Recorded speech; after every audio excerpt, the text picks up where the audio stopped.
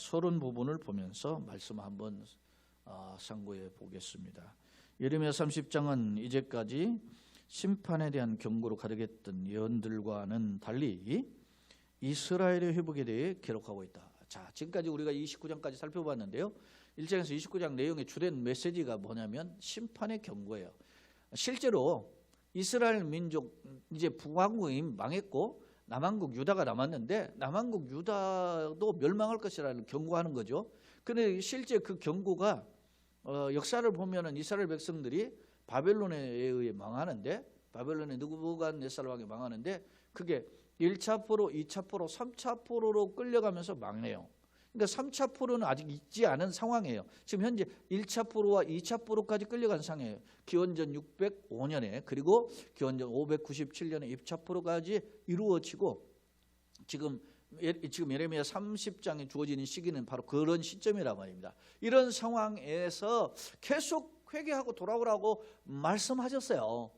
그런데 당시 이스라엘 백성들의 형편이 어땠습니까? 거짓 선지자들은 벌써 1차 포로, 2차 포로 끌려갔는데도 거짓 선지자들은 우리가 곧 회복될 것이다. 저들은 개돼지처럼 이방인인데 우리가 그들에게 종노릇 할 수 있냐? 그러면서 하나님 회복시킬 것이다 하는 거짓 평화를 외쳤습니다. 문제는 많은 수의 이스라엘 백성들이 이런 거짓 평화의 다수죠.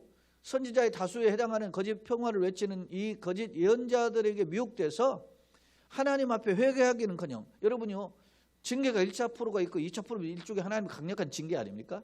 그럼 징계에 대해서 깨닫고 하나님 정신 차리고 하나님 앞에 엎드려 회개해야 되잖아요. 그런데 그렇게 하지 않았다는 사실입니다. 바로 이러한 상황에서 그러면 하나님께서 바벨론에 70년이 포로가 된다라는 말씀 거듭 이야기했는데 오늘 본문에서는 특히 30장에서 33장까지 이어지는데 자, 참고로 회복에 대한 소망의 말씀을 오늘은 해요. 그러면 그 소망의 말씀이 30에서 33장까지 지속됨을 볼 수 있는데 그 문체와 내용, 예를 들어서 그 선지자를 통해서 주내는 그 역사관, 소위 세계관이 이사야 40장에서 66장까지 유사하다는 점입니다. 여러분요, 이사야 성경은 공교롭게도 1장부터 66장까지 있어요. 근데 이사야 성경을 살펴보면 뭐 딱 그렇게 꽉 나누기가 좀 그렇긴 한데 그래도 그 대체적으로 그렇게 나눠지는 거예요. 1장에서 39장까지는 회개의 촉구와 심판의 경고를 이야기해요. 그 내용을 보면. 근데 40장부터 마지막 66장까지는 회복과 그 하나님의 그 구원의 은총을 이야기해요. 그러니까 이 66장을 나눠보니까 39장까지는 39, 뒤에는 27이잖아요. 그래서 어느 학자는 이사야 66장을 앞부분은 구약을, 뒷부분은 신약을 이야기한다. 뭐 이렇게 이야기하는데 어떻게 이제 공교롭게 그렇게 참 장이 떨어져 맞는데 어찌됐든 이사야의 성경은 예레미야보다 앞선 선지자거든요. 근데 그 이사야 성경의 메시지도 뭡니까? 이스라엘 백성들이 뭐 죄악에서 방황하니까 하나님께 돌아오라 회개를 촉구하면서 그렇지 않으면 심판이 있을 것이다 이야기해요. 그러면서 동시에 뭘 이야기해요? 회복과 구원을 약속한단 말입니다. 물론 그 회복과 구원은 메시아를 통한 구원이죠. 그런 약속을 하시는데 이 예레미야도 1장에서 52장까지 이루어졌는데 그중에 1장부터 29장까지는 심판을 이야기했다면 오늘 30장에서 오늘 우리가 30장을 보잖아요. 30장에서 33장까지는 회복에 대한 메시지가 담겨져 있다라는 점입니다. 그런데 그 회복의 메시지의 그 중심 주제의 어떤 그 소위 말하면 세계관이 이사야 40장부터 66장에 이르는 내용과 맥을 같이 하고 있다 그렇게 합니다. 즉 이사야나 예레미야 역시 하나님 백성 회복을 선포한다는 점인데요. 한번 내용 한번 살펴보자는 것입니다. 자, 오늘은 그러면 먼저 성경의 내용을 장제를 한번 살펴보도록 하겠습니다. 30장 1절에 여호와께로부터 말씀이 예레미야에게 임하여 이르시니라 그랬습니다. 말씀이 예레미야에게 임하였다라고 하는 것입니다. 항상 선지자를 통해서 주시는 그 선지자의 매언의 대언의 메시지가 자기의 생각이 아닌, 자기 철학이 아닌 하나님의 말씀이죠. 그래서 선지자를 소위 대언자라고 하는 겁니다. 자기 뜻을 말하는 게 선지자가 아니에요. 하나님 뜻을 전하는. 강단에서 오늘날도 목사가 이렇게 말씀을 강론하고 증거하는 것은 어떤 면에서 선지자적인 역할이거든요. 그러면 내 생각을 이야기하는 게 아닙니다. 내가 생각한 뭐 성경의 생각, 사고를, 가치관을, 세상의 가치관을 내가 여러분들에게 전달하는 것이 아니에요. 하나님 뜻이 무엇인가를 나는 전달하는 거예요. 그게 대언자라 말입니다. 그럼 오늘 그렇게 예레미야에게 주십니다. 자, 2절에 이스라엘 하나님 여호와께서 이와 같이 말씀하여 이르시기를 내가 네게 일러준 모든 말을 책에 기록하라. 하나님께서 예레미야에게 일러준 모든 말을 책에 기록하라. 그렇게 말씀하고 있어요. 그러면서 여호와의 말씀이니라. 그러면서 보라, 내가 내 백성 이스라엘과 유다의 포로를 돌아가게 할 날이 오리니. 이스라엘과 유다 이렇게 구체적으로 구별했어요. 여러분, 당시 이스라엘 나라는 솔로몬 왕 이후에 두 나라로 갈라졌어요. 솔로몬의 아들 르호보암이라는 왕이 통치할 때 여로보암이라는 사람이 와서 통치 어떻게 할 것인가를 물으면서 아버지보다 더 강력한 통치할 것이라고 대답하니까 이 여로보암이 북왕국의 10지파를 데리고 떠나버렸어요. 그래서 일종의 반란을 일으킨 거죠. 그래서 남쪽에는 유다와 베냐민 이 두 지파, 그리고 뭐 떠돌이 흩어져 있는 시므온 지파 일부 이렇게 되어 있고, 북왕국에는 에브라임 지파를 중심으로 10지파가 이렇게 된 거예요. 그렇게 시간이 흘러서 남왕국, 북왕국을 대치하면서 북왕국의 19명 왕, 남왕국은 아달랴라는 섭정왕까지 포함하면 20명 왕이 통치를 하는데, 문제는 북왕국이 이미 멸망해요.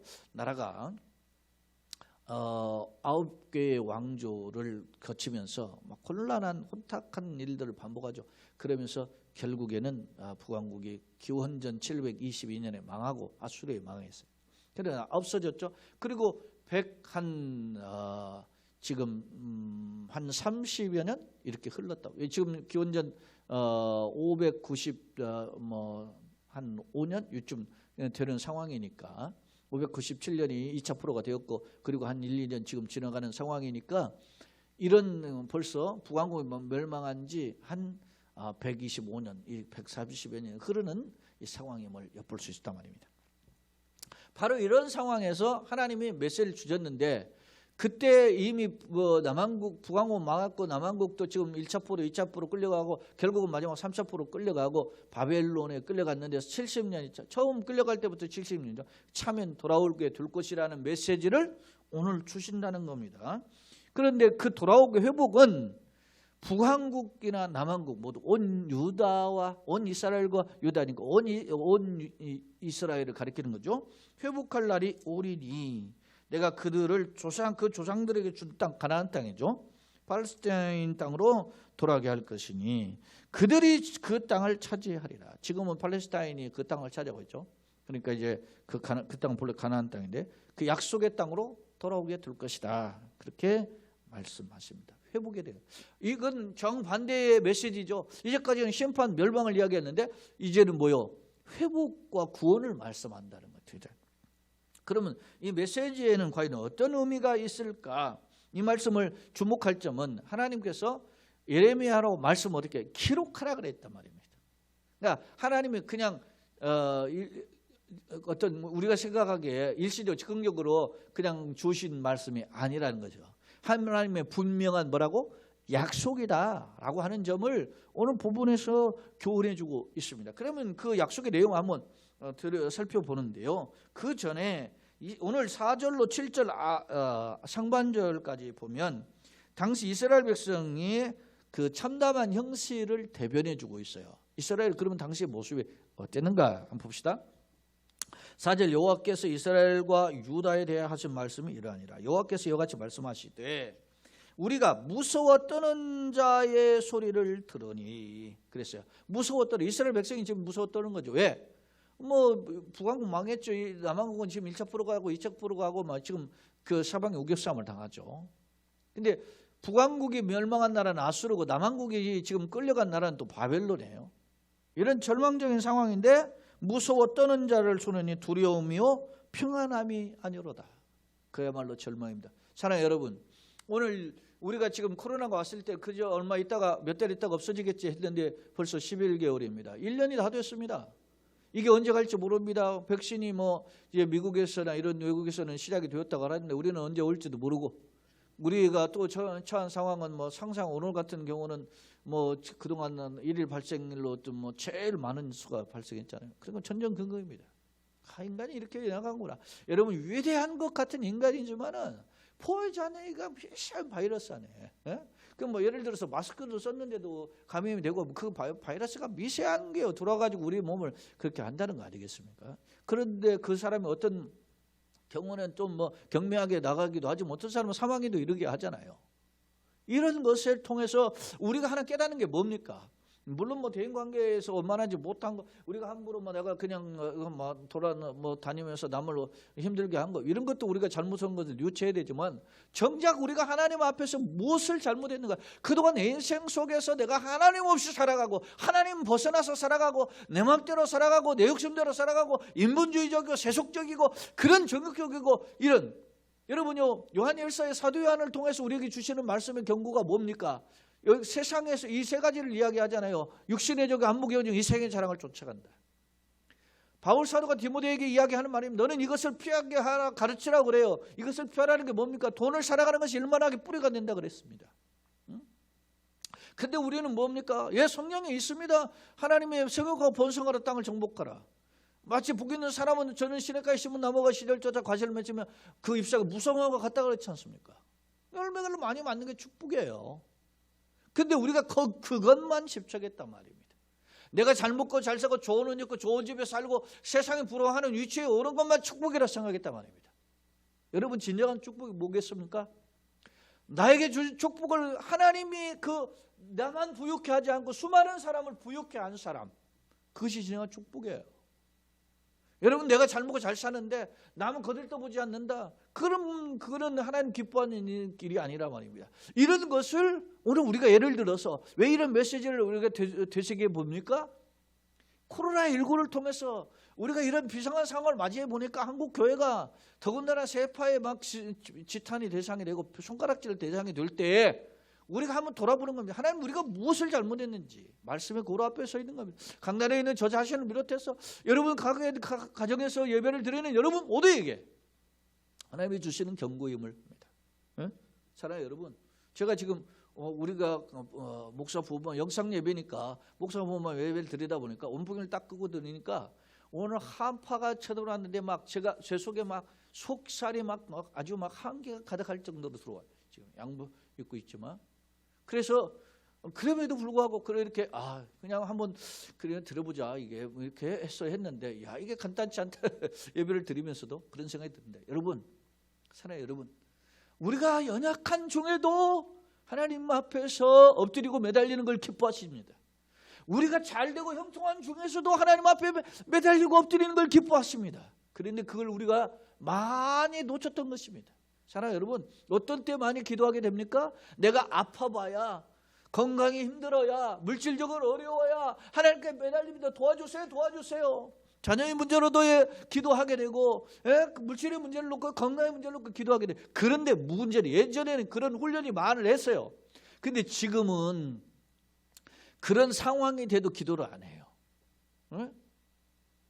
내가 공부하는 사람은 공부를 해야 돼. 아니, 지들 위해서 공부하는데 내가 목사는 기도해 주는데 지들은 안 해.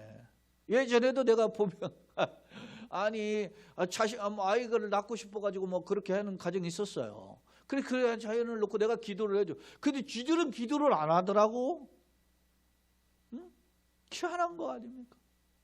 아니, 지네 가정에 자녀가 생산이 되고 그래야 되는 것을 놓고 기도하면 지네가 기도해야 되는데 목사는 그 가정을 놓고 기도해 주는데 안 해. 여러분, 이게 제 이야기입니까? 하나님이 우리에게 하시는 메시지 아닙니까? 내가 너희들을 이렇게 베풀어주고, 지난번에도 호세아 성경을 통해서 말씀하셨잖아요. 내가 너희들이 갖다가 다 바알에다 바친 것 다 누가 준 거냐? 그거 하나님이 주셨단 말이에요. 내가 너희에게 준 것인데 마치 바알이 준 것이냐, 그걸 가지고 거기 가서 행음했다 그러잖아요. 오늘 우리가 이 코로나19를 통해서, 이런 한파를 통해서 인간이 연약하다 말입니다. 온도가 떨어지고 막 그러니까 제가 오늘 새벽에도 말이죠. 새벽에도 이렇게 새벽 기도 영상 예배를 마치고 여기 예배당을 말이죠. 그 수십 바퀴를 돌으면서 기도했어요. 왜? 그냥 앉아서는 뭐 추우니까 그냥 걸어서 그냥 같아요. 기도는 해야 되겠고. 사랑하는 여러분, 한 사람은 폐하겠거니와 두 사람은 능히 당하느니 세 겹줄은 끊어지지 않습니다. 여러분, 우리 어렸을 때 새끼줄만 해서 농사지면 볏집에서 갔다가 그 볏가닥을 세 가닥만 엮으면 말이죠, 그 새끼줄이 되는데 그게 말이죠 맷돌도 들고 그래요. 지푸라기 하나 그냥 하면 뚝뚝 끊어져요. 어린아이도 잡아대면 끊어지는 것인데 세 겹만 엮으면 강력해집니다. 사랑하는 우리 약합니다. 부족합니다. 그런데 여러분이 함께 있어야 될 때 기도하고 합심해서 기도하고 하나님을 찾으면 그 주님의 자비 긍휼이 우리 가운데 함께 하실 줄로 믿습니다. 제가 최근에 이런 생각을 해봅니다. 오늘 새벽에 기도하면서 그런 생각을 해봤습니다. 하나님, 코로나가 찾아오고 이렇게 하니까 사방이 막혀지고 예배에 중단되고 비대면을 요구하는 사회적 상황 속에서 교회가 고집할 수 없잖아요. 그래서 우리가 이 영상 예배로 진행하면서 예배가 막혀졌습니다. 그런데 그 생각이 어떤 생각이 드는 거예요? 신이 보낸 사람이라고 하는 영화도 나왔지만은 거기에 보면은 하나님 어떤 할머니가 기도하는 건 살얼음판입니다. 실제 육성이 녹음이 돼가지고 나와요. 하나님 살얼음판입니다. 북한의 할머니가 내가 그 할머니의 기도의 마음을 품고 그를 위해서 기도해 주지 못했더라고. 물론 내가 한 적이 있죠. 그러나 그렇게 늘 마음, 내가 이렇게 중단되어 보니까 예배가 막히고 보니까 이러는 우리 예배의 환경이 소중하다는 걸 깨닫고 그런 기도가 필요했다는 거 아닙니까? 북한 땅은 지금 벌써 수십 년째 이런 철의 장막에 갇혀서 예배를 할 수 없는 상황인데 우리가 얼마나 그들을 위하여 기도했고 그들을 불쌍히 여겼는가? 한번 돌아보아야 되는 거 아닙니까? 코로나19는 하나님께서 우리를 회복을 위한 기회를 주신 줄로 믿습니다. 엎드림이 살 길입니다. 말씀으로 돌아가는 것이 살 길입니다. 우리가 사는 길은 돈이 아니요 어떤 건강 코로나가 떠나가시게 사는 게 아니고 하나님을 회복하는 길이 살 길입니다. 합력하여 선을 이루시는 하나님, 시험 받을 때 피할 길을 해서 능히 감당케 하시는 하나님, 그래서 여호와 니스의 하나님, 여호와 라파의 하나님을 경험하는 우리 모두가 되기를 예수님의 이름으로 축원합니다. 오늘 말씀 보세요. 지금 두려움이요 평안함이 아니에요. 자, 6절에 너희는 자식을 해산하는 남자가 있는가 물어보라. 여러분, 남자가 해산할 수 없죠. 그런데 어찌하여 모든 남자가 마치 해산하는 여자같이 손을 자기 허리에 대고, 여러분요 산통이 시작이 되면 막 허리가 끊을 때 아프고 막 그러지 않습니까? 그러면 그런 것처럼 막 손을 얹고 막 절규하는 그 여인의 모습처럼 허리에 대고 모든 얼굴이 겁에 질려 새파래졌는가? 예전에 그런 말이 있습니다. 예전에는 지금은 산부인과 있고 의사가 의술이 발달돼 가서 그 자연분만 하기가 힘들면 이렇게 제왕절개를 해서라도 그렇게 아이를 분만하잖아요. 근데 예전에는 전부 다 자연분만이에요. 근데 자연분만을 하다가 아이를 낳지 못하고 죽는 산모들이 많이 있었단 말입니다. 그래서 그들이 어떻게 합니까? 들어갈 때 그런 말이 있잖아요. 문고리를 쳐다본다고. 문고리를. 이 문고리를 내가 다시 쳐다볼 수 있을까 하고. 그만큼 여성의 그 해산의 고통이 얼마나 큰지를 우리가 보여주는데, 마치 여성이 해산하는 것처럼 모든 남자는, 여러분, 모든 남성은 어떻게 합니까? 힘을 상징하지 않습니까? 그런 사람들의 얼굴에 확 질려가지고 마치 해산한 여인같이 자기 손을 자기 허리에 대고 얼굴에 겁에 새파랗게 질렸다, 그렇게 얘기하고 있어요. 그러면서 슬프다 그날이여, 7절에 슬프다 그날이여 그와 같이 엄청난 날이 없으리로라. 여러분, 그날이 무슨 날입니까? 심판날이고 이스라엘 벼망하고 망하고 끌려간 날입니까? 이미 북왕국 망했습니다. 남왕국은 지금 1차도 끌려가고 2차도 끌려갔습니다. 3차에 끌려가는 날이 온다 말입니다. 2차하고 3차 포로의 기간이 텀이 11년이에요. 그때 3차에 꿀로 끌려갈 때는 완전히 예루살렘 망하고 불타고 성전이 무너지고 성전이 모두 와르르 무너지다. 그러니까 그런 날이 슬프다 그날입니다. 그와 같이 엄청난 날이 없으리로다. 그날은 야곱의 환난의 때가 됨이로다. 그렇게 했어요. 사랑하는 여러분, 주님이 주님이 앞서 회복을 이야기하기를 기록하라고 했는데 그 회복을 기록하기 전에 지금 너희의 참담한 현실이 어떤가를 되돌아보라 말입니다. 그 종합해 보니까 지금 우리의 현실을 종합해 보니까 어떻게 해요? 슬프다 그냥 환난의 때라 말입니다. 사랑하는 여러분, 우리가 지금 코로나로 힘들고 어렵지만은 꼭 이런 상황은 아니지 않습니까? 참으로 힘든 건 사실입니다. 그러나 우리가 완전히 이렇게 망하지는 않았습니다. 물론 그 중에는 이런 코로나를 다 겪은 분들이 4만 몇천 명 되잖아요. 지금 그런 상황에 있는 분들이 참 안타깝고 그렇죠. 우리가 그들을 공격하고 너무 손가락질을 해서는 안 돼요. 그들이 물론 실수하고 방역수칙을 어기고 그래서 어려움을 당한 경우도 있겠지만 예측 불허의 상황 속에서 이렇게 한 경우가 있고 또 설령 방역수칙을 어겼다 하더라도 그들도 우리 같은 국민이고 어려움을 당하는데 우리가 나는 안 걸렸다고 그렇게 그냥 할 수는 없는 거예요. 함께 그를 위해서 기도해 줘야 됩니다. 정말로 위로해 주고 국민들이 그게 연합 아니겠습니까? 이야기가 다른 각도로 갔는데 슬프다. 이스라엘은 멸망의 날이 온 거예요. 그런 날 생각하면서 그 환난의 때를 생각하면서 하나님께서 메시지를 주십니다. 7절 중반에 보니까 그러나로 시작되는 메시지가 주어져요. 자, 그러나 그가 어떻게 해요? 환난에서 구하여 내물 얻으리라 그렇게 표현했어요. 그러나 그가 환난에서 구하여 내물 얻으리로다. 비록 환난에 대해 슬픈 날이지만은 하나님이 그 절망에서 건져내 주십니다. 할렐루야.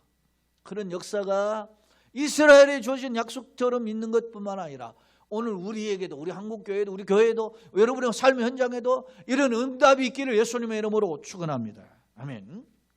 자, 보세요. 그러면 하나님의 회복이 어떤 회복일까? 그러면서 8절에 만군의 여호와의 말씀이라 하면서 그날이죠. 그날은 약속의 때죠. 이 그날은 하나님의 구원의 경륜의 때예요. 내가 요구하는 때가 아니고 하나님의 구원의 경륜의 때가 참에 오는 그 날이에요. 그날에는 그 구원의 경륜의 때는 내가 너의 목에서 네 목에서 그 멍에를 꺾어버려요. 죄의 멍에 노예의 멍에죠. 끌려가는 멍에 아닙니까? 쇠사슬의 멍에죠. 그것을 꺾어버리며 내 포박을 어떻게 너를 쇠고랑찬 걸 끊어버리며 다시는 이방인을 섬기지 않으리. 이방은 계류지처럼 여겼던 대적자죠. 이방은 단순한 이방이 아니고 대적자예요. 우리를 넘어뜨리는, 우리를 멸망시키려고 하는 사탄의 모습이란 말입니다. 그러니까 대적자를 섬기지 않으리라. 그들이 하나님 여호와를 섬기며 지금 바벨론에 끌려가면 왜 끌려갔습니까? 포로로 노예로 끌려간 거예요. 그들을 섬기기 위해서 끌려간 거예요.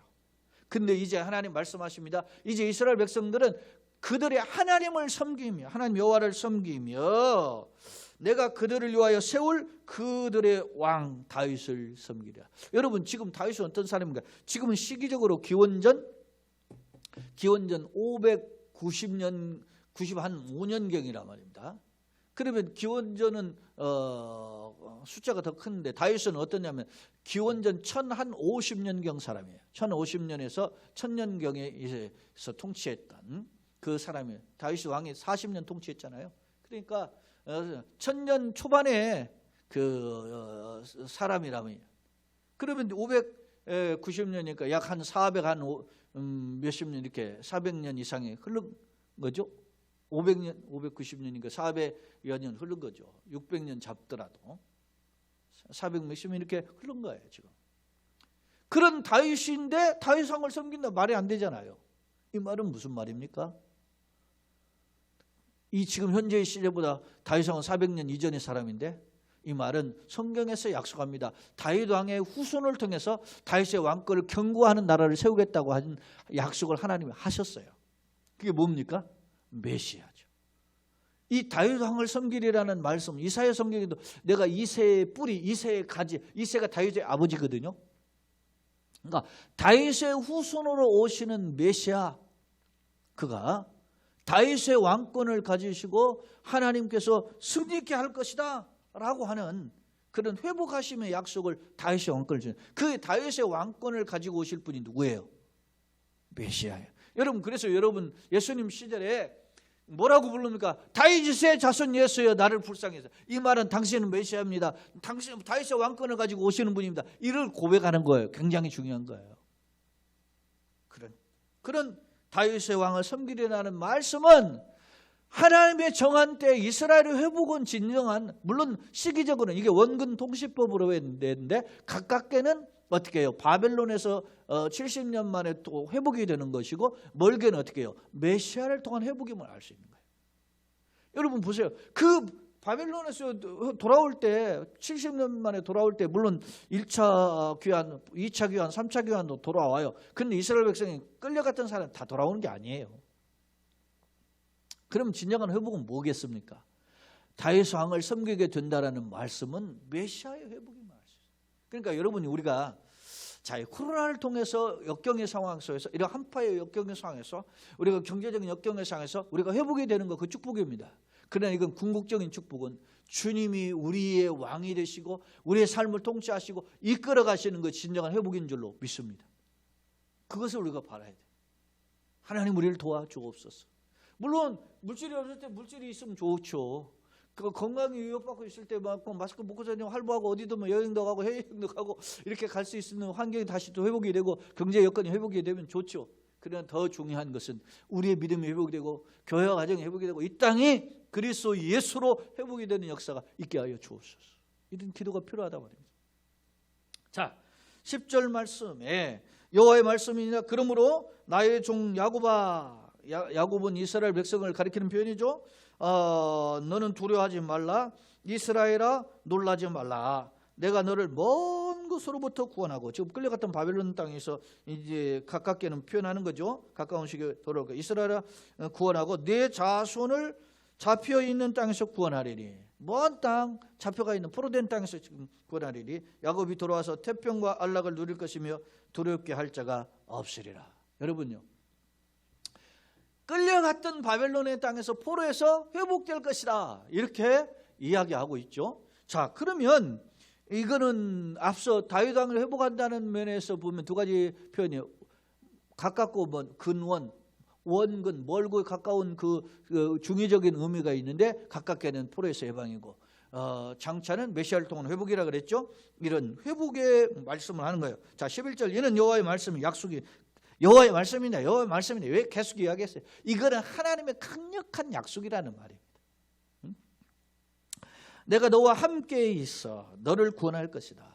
어떻게, 누가 구원하는 거예요? 하나님이 구원하는 거예요. 사람들은 구원하기를 누가 구원하는 거예요? 뭐 예를 들면 말이지, 백신이 구원한다, 대통령이 뭐 구원한다, 이렇게 생각해요. 의사가 구원한다. 그럼 눈에 보이는 건 그렇게 하죠. 이스라엘 백성들도요, 바벨론에서 포로에서 해방될 때 누가요? 바벨론은 망해버리고 방해를 망한 나라가 누구냐면 페르시아예요. 페르시아의 황제인 고레스가 조서를 써서 돌려보내요. 그럼 고레스가 하나님입니까? 아니에요. 이사야 45장에 보니까 고레스를 향해서 하나님 말씀해, 너는 나를 알지 못할지라도 나는 너에게 칭호를 주었다 그랬어요. 네? 그러면서 나는 누구냐? 나는 여호와로라. 나는 해 뜨는 데서 해 지는 데 나만 여호와라. 나는 환난도 지고 평안을 기도한다. 그렇게 말씀해요. 그분이 여호와라는 거예요. 어떻게 보면 고레스가 그 일을 행하는 것 같은데 실제 그 모든 생사옥의 주인은 누구라는 거예요? 하나님이심을 보여준다. 사랑하는 여러분, 말씀의 거울을 통해서 우리가 역사를 볼 수 있고, 말씀의 거울을 통해서 시대를 볼 수 있고, 말씀의 거울을 통해서 하나님의 구원의 계획을 바라보고 그 가운데서는 우리 모두가 되시기를 예수님의 이름으로 축원합니다. 자, 너는 내가 너와 함께 있어. 그러면 이렇게 회복의 은총을 하는 거야. 내가 너와 함께 있겠다. 이건 임마누엘 강력한 약속이잖아요. 이사야 7장에서는 이사야 9장에서 계속된 이런 약속의 표현들이 있죠. 내가 너를 구원할 것이라. 너를 흩었던 이방 모든 이방을 내가 멸망시키리라. 그러면서 그럴지라도 모든 너의 대적자는 내가 멸망시키리라. 너만은 멸망시키지 아니하리라. 할렐루야. 주님이 우리를 회복할 줄로 믿습니다. 주님이 우리를 치료하실 줄로 믿습니다. 주님이 우리를 강건하게 하시고 길을 열어주실 줄로 믿습니다. 그런 역사를 경험하는 저와 여러분 되시게 예수님의 이름으로 축원합니다. 주목할 점은 그러나, 거기에 또 한 거, 또 그러나가 또 하나 등장해요. 내가 법에 따라 너를 징계할 것이요 결코 무죄한 죄로만 여기지는 아니하리라. 이 말은 뭡니까? 너희들이 잘나서 이렇게 회복하는 것이 아니다. 라는 것을 상기해 줘요. 그러니까 죄에서 어떻게 해요? 죄와 사망의 골짜기에서 우리를 건져주시는 하나님 바라보고 엎드릴 것을 이야기하는 거죠. 그렇다고 하나님이 때리는데 징계하는데 어떻게 하겠어요?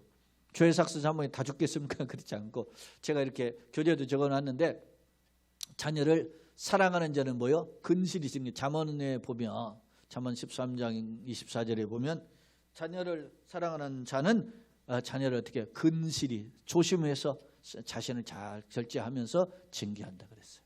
여러분 히브리서에 보면 어떻게 해요? 만약에 자녀에게 채찍이 없는 자는 사생자이고 참 자식이 아니다. 여러분 자식을 사랑하는 자는 자녀를 말이죠. 어떻게 해요? 잘 바로 서게 하기 위해서 때로는 채찍을 한다는 겁니다. 물론 뭐 요즘 뭐 현대 뭐 교육부에는 말이지 뭐 채찍하지 말아라, 언어로 잘 다이르고 안내해라 뭐 이렇게 하긴 하는데 어찌됐든 그 사랑하게 돼 사랑의 매를 드는 거죠. 이게 이 말은 너를 징계한다는 것은 사랑의 매를 통해서 너를 돌아오게 한다. 여러분 성경에 뭐라고 해요? 찢어졌으나 싸매시는 하나님. 앞서 우리가 보았잖아요. 29장에 봤잖아요. 너희를 향한 나의 생각은 내가 하나님 뭐요? 재앙이 아니요 평안이요 장래와 소망을 주려는 것이라 그랬잖아요. 그런 약속임을 본문을 통해서 보여줍니다. 자, 교재 두 번째 화면을 한번 보겠습니다. 1절로 3절의 말씀을 요약하면 하나님은 예레미야에게 이스라엘이 바벨론에서 귀환할 것임을 기록하라고 명령하셨죠. 그리고 그 당면한 현실, 그 이스라엘의 현재의 모습을 상기해 줘요. 이스라엘의 당면한 현실은 해산한 여인이 고통처럼 참담하다, 슬프다 그런 것을 보여주고, 그리고 이 슬픔의 형식은 7절의 하반절에 보면 통곡할 상황이지만 그러나 슬픔이 변화해 춤이 되는 것, 구원의 상황이 이르게 될 것임을 말씀하는데, 포로에서 돌아올 백성들이 이방을 이제는 섬기지 않고 하나님을 섬길 것임을 말씀하죠. 그 하나님 섬기는 게 누구요? 다윗 왕을 섬긴다, 그런 말씀, 메시아를 통한 회복의 나라를 이야기하고 있어요. 그런데 두 번 갈점은 포로에서 귀환한 야곱은 태평을 누리지만 너를 흩었던 대적들, 너를 멸망시켰던 대적들, 너를 포로로 잡아갔던 대적들, 이방들은 어떻게 해요? 망하게 될 것이다. 그렇게 경고하고 있어요. 자, 오늘 말씀을 한번 정리해 보겠어요.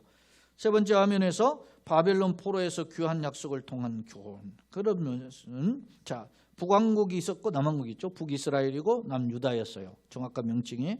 그 백성들은, 온 이스라엘은 결국에는 회복될 것이다. 그런 것입니다. 물론 북왕국도 아주 19명 왕이 있는데 처음부터 끝까지 전부 다 악한 왕들이에요. 뭐 예후가 조금 나왔는데 그 예후도 뭐 우상숭배 마찬가지인데 전부 다 악한 왕인데, 그럼에도 불구하고 남왕국에는 물론 뭐 선한 왕 히스기야나 뭐 요시야나 뭐 여호사밧 이런 선한 왕들이 있긴 했지만 그 남왕국도 우상숭배 가득했어요. 그럼에도 불구하고 그래 결국 망했지만 그럼에도 불구하고 하나님은 회복할 것이다.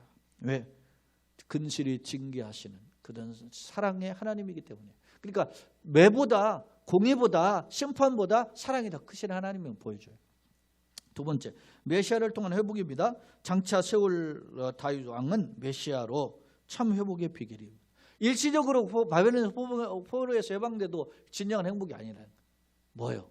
우리의 궁극적인 회복은 주님과 함께 걸어가는, 한 걸음 한 걸음 주님과 함께 걸어가는 메시아를 통한 회복이 진정한 회복이다 하는 것을 보여줘요. 그러면 회복은 언제 하느냐? 거짓 선지자들은 곧한다 막 이렇게 메시지를 왜 썼어요? 그런데 그렇지 않다. 바벨론에서 포로에서는 70년 차에 돌아오고, 메시아의 회복은 뭐예요? 하나님이 정한 때에 메시아를 보내줘. 때가 차면, 그러니까 갈라디아에 본 때가 차면 하나님께 아들을 보내셔서 이 땅에 오셨잖아요. 그게 하나님의 구원의 경륜의 때가 차야 약속의 때에 이 다윗의 주님의 약속 왕권을 가진 다윗의 왕이 등장하게 될 것임을 말씀합니다. 자, 결론입니다. 본문은 하나님은 예레미야로 하여금 이스라엘이 포로에서 해방될 것임을 말씀을 기록하라. 이것은 분명한 약속을 기록하라 하죠. 그런데 그 회복의 내용을 보니까 북왕국이나 남왕국 모두 다 우상 숭배하고 하나님 떠나서 멸망했는데 결국 회복될 것이며, 단순한 귀환이 아닌 그 궁극적으로는 뭐요? 다윗 왕권이 회복될 것임을 약속하고 있어요. 자, 평화의 진정한 평화의 시대죠. 사실 남북 왕조는 준엄한 심판을 받아 우상 숭배에 따라 하나님 떠나서 심판을 받아 멸망했고 포로가 됐어요. 그렇다면 도대체 무엇이 이처럼 폐역해서 멸망했던 자들을 회복하신다는 말씀인가? 그것은 뭐요? 하나님 그 크신 사랑이, 풍성한 사랑이 증거이며, 그 사랑은 결국 누구를 통해서, 그 사랑의 최고의 표현이 뭐요? 메시아예요. 메시아. 독생자를 주시는 거. 하나님의 세상에 이처럼 사랑하는 독생자를 주시니 이는 저를 믿으며 멸망치 않고 영생을 얻는 길을 열어놓으시는 그 독생자의 표현이에요. 메시아를 통해서 그 하나님의 사랑이 이루어질 것을 보여주고 있다. 나는 이런 참된 회복을 기다리는가? 그런 왕이신 예수님을 바라보는가? 자네 여러분, 코로나19에서 또 이런 추위에서 경제의 어려움에서 사방의 우겨싸움을 당하는 도전에서 우리를 회복시키기를 예수님의 이름으로 축원합니다. 그 회복의 능력이 오직 예수입니다. 오직 예수를 붙잡고 교회와 가정에 사는 길임을 기억하고 나아갈 때 주께서 우리를 불쌍히 여기실 줄로 믿습니다. 그런 회복의 능력을 경험하는 저 여러분 되시고, 속한 가정 되시고, 여러분이 기도한 제복 되시고, 건강 되시고, 자녀들 되기를 예수님의 이름으로 축복합니다. 그 역경 중에서도 이런 감사하고 그 역경 중에 소망을 품고 걸어가는 우리 모두가 되는 그런 걸음이 되기를 예수님의 이름으로 축원합니다. 특히 이 한파와 코로나 속에서도 주께서 치료하시고 회복하시고 강건함을 이끄시기를 예수님의 이름으로 축원합니다. 아멘. 하나님